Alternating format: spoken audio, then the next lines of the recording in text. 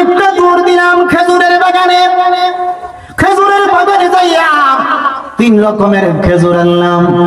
এক রকমের খেজুর আনলাম পাকা, আরেক রকমের খেজুর আনলাম কাঁচা, আরেক রকমের খেজুর আনলাম আধা কাঁচা আধা পাকা। 3 প্রকারের খেজুর আনিয়া আল্লাহর হাবিবকে মেহমানদারি করার জন্য সামনে দিলেন।